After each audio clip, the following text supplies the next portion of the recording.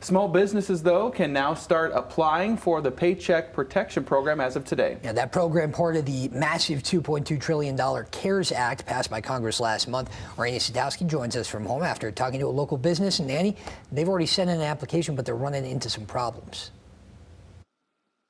Yeah, Doug, that's right. The owners of Midwest Air Filter certainly aren't alone in that, though. In fact, many big banks say they've been getting thousands of applications for this program, but many of them actually can't process them yet. They need to get their own portals up and running, except, of course, Bank of America, who, according to Forbes, they are the first big bank to successfully process those requests. Now, the owners, meantime, of Midwest Air Filter say that they are just hoping that all of this gets cleared up quickly so they can bring their employees back to work.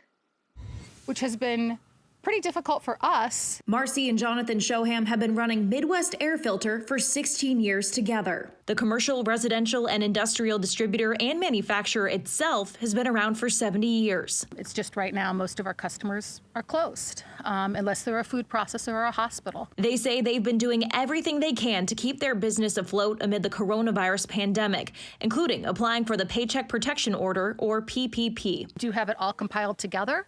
We're just waiting from guidance from our lender, our SBA lender. It's not as easy as submit here and here's your money. The $350 billion program from the Small Business Administration will forgive all loans if businesses keep employees on the payroll for 8 weeks. And they only use the money for payroll, rent or mortgages, and utilities. I would love to be able to bring my people back. But like many others, last night we were able to submit the applications directly to our SBA lender with our bank. And 11 o'clock last night, he emailed and said, nope.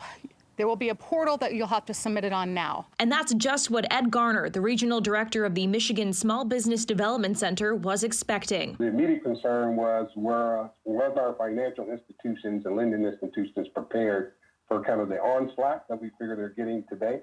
Some of the banks we hear from are not quite ready to accept applications.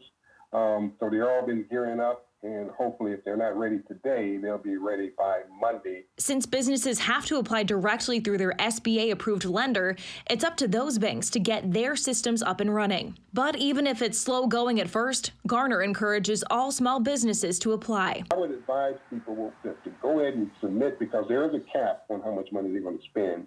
So my advice would be to go ahead and submit, wait till everything comes back.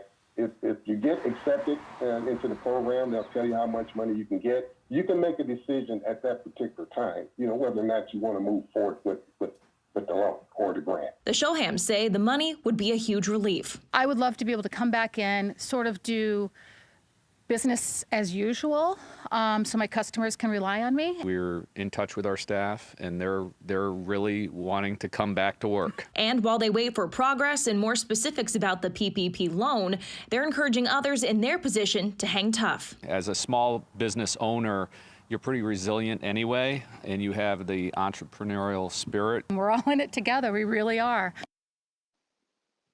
Yeah, and that is really the right attitude to have. So where do you start with all this if you are a small business? First, you can go to the SBA.gov website, download the application from there, and then check with your bank or whatever lender you choose.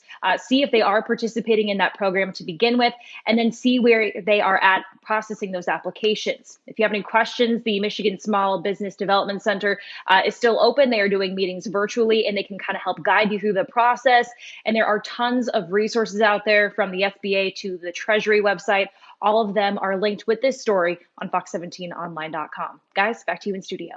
All right. Thank you, Annie. It's going to be tough going for a little while. Well, the state is giving $8.5 million to cities and counties in West Michigan. That is also part of the recently signed CARES Act. There are two parts to that spending bill. The emergency solutions grants will help our local homeless population, and the development grants will go directly to local governments. The state is also allocating another